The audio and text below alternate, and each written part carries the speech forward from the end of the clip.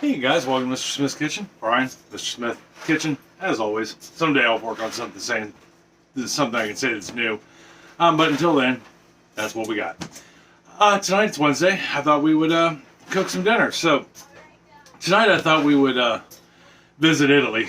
I don't know how good this is. I'm not a real good cook when it comes to Italian, French food, things like that. It's probably the one thing I fail at the most. But we're going to give it a shot anyhow. Chris asked me to make this dish, and it seems pretty straightforward. It's only got 7-8 ingredients to it. But it involves pork chops, and it involves the Sopranos, which is kind of cool. So these are Soprano pork chops with vinegar peppers. And it's, according to Chris, who just let me know, it's a very popular dish. So chances are good if you've made this before. I know the reviews I looked at it, everybody was like, oh, I remember my Italian grandma making this, blah, blah, blah. It was quite interesting. So we're going to give it a shot anyhow. It doesn't seem real difficult, not a whole lot of moving parts, so hopefully I don't screw this up, but we'll see. And tonight we're going to plate it with a side of noodles and potatoes, which is another Italian, or pasta and potatoes. Well, noodles, oh yeah, pasta. And it's kind of that's a poor man's dish, but we're going to put it on the side. So anyhow, if you're new to my channel, welcome. Glad you stopped by. Hope you get something out of this video. Check out some of my other videos. If you're returning, you're a glutton for punishment, but thank you. And to all my new subscribers, because I am growing in leaps and bounds, sort of, in a snail's pace, but leaps and bounds for me at any rate. Welcome. I'm glad you subscribed. I'm glad you joined the neighborhood. That's pretty awesome. If you are new, we are just a channel of food, all things food, every aspect of food. And we also promote being good neighbors, you know, and being kind to one another. That's kind of the important thing. And we do that through food and just communication. Subscribe is right down below me, the rectangle box, right next to its notifications. That way you know when my videos come out. Thumbs up, thumbs down, much like the subscription button. Lets you know when, it gets us out in people's feeds. And that's important. It helps grow the neighborhood.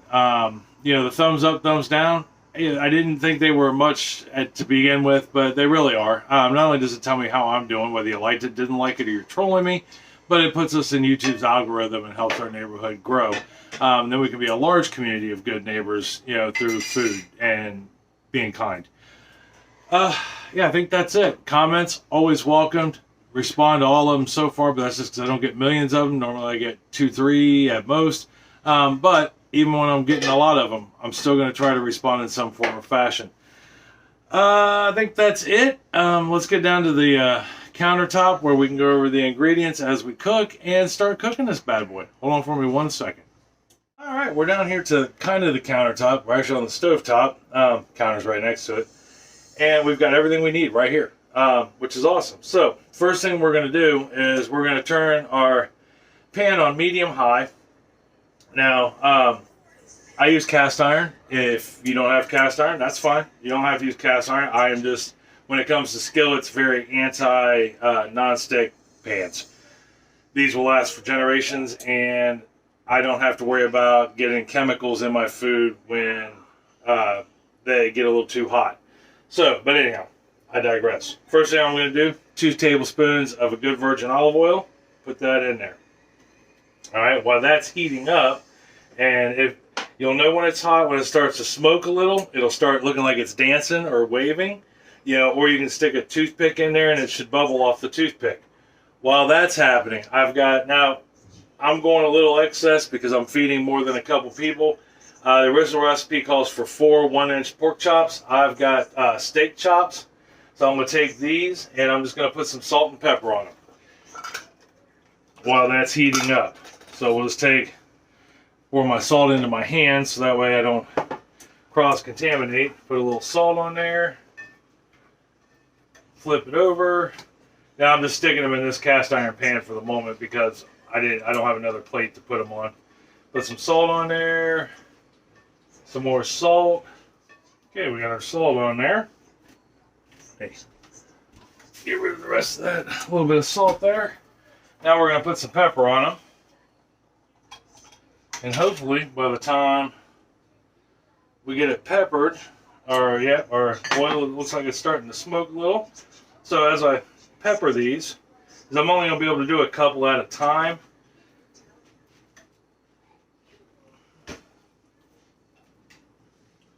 Which if I was just doing 4 regular pork chops, I would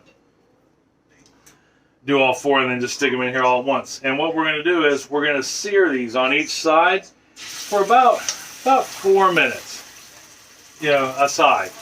So now the thicker they are, the longer you can go. If you've got 1-inch chops, like the original recipe called for, you could easily do these 5 minutes a side. But I don't have 1-inch chops. These are about 3/4-inch steaks. So I'm going to go about 4 minutes per side. And when I get these cooked, we'll move on and talk about what to do next. Okay, I'm down to my last chop, so I'm going to show you what we did on the other ones. I'm going to turn the heat down. I let them cook for about 4 minutes each side.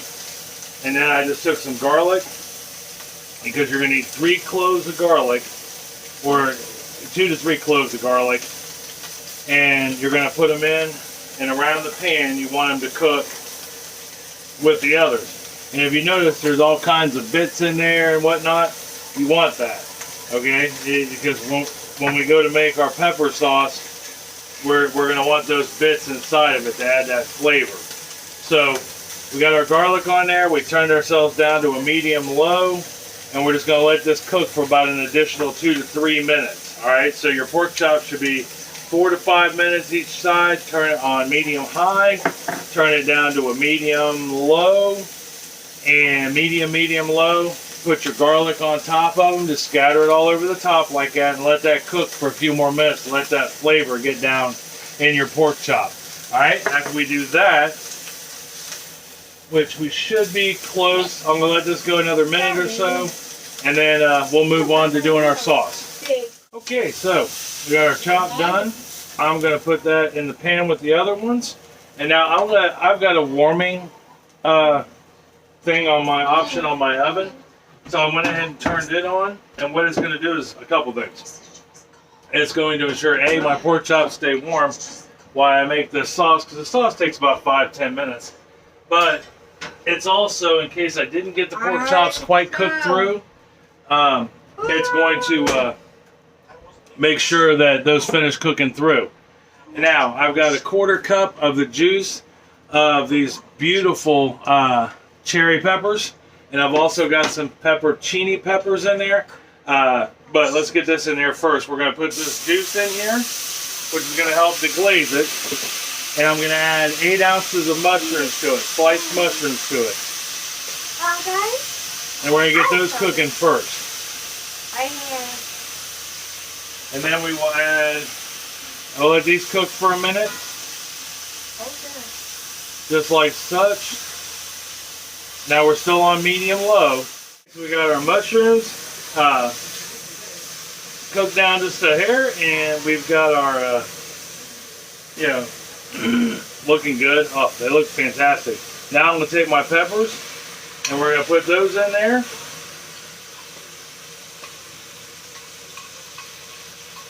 Just like such. And we're just going to cook these down until they are warm.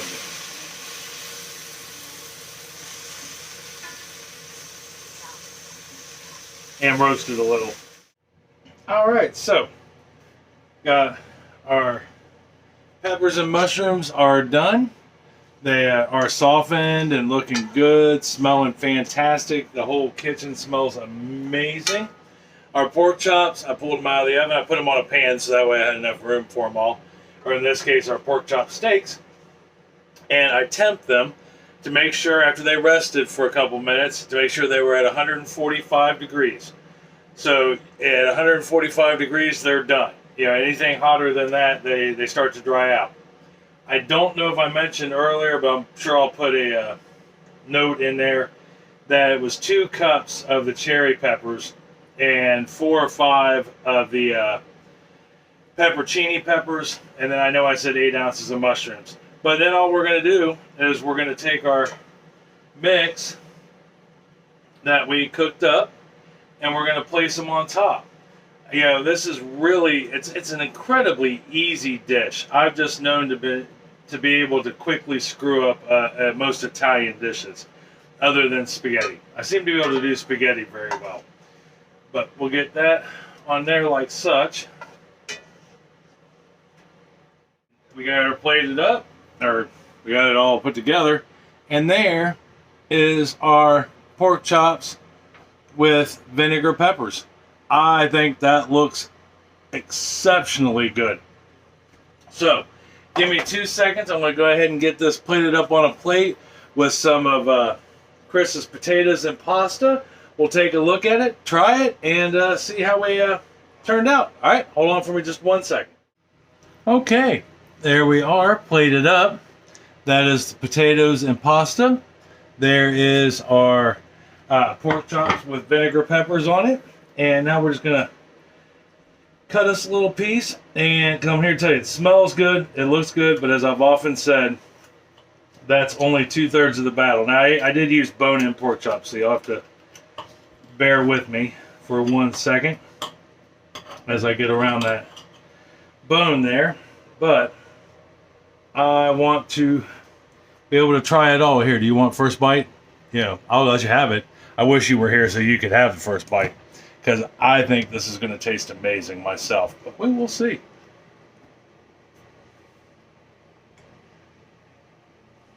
Good? Yeah. Okay. You can taste the sear in the pork chop, the garlic. Those cherry peppers aren't horribly, Abby says hi, aren't horribly hot. Now you can buy them hot. You could even use a hotter pepper. But I don't think you need one. That is just a really good, balanced, yeah. Try this bad boy. Oh yeah, definitely. All right, so that being said, give this a shot. And if you do, let me know as I cut another piece, because that is awesome. And if you do try this, let me know. Let me know what you think, because I think it tastes great. You know, it's not like horribly vinegary or anything like that. I can see why they make this dish. So most of the food that they eat in the Sopranos when they're at the restaurant, that restaurant really exists. That food is really on their menu. It's owned by one of the guys that's in the show. That's my understanding at any rate, according to the only authority I have, Chris. Let's try her potatoes and pasta real quick.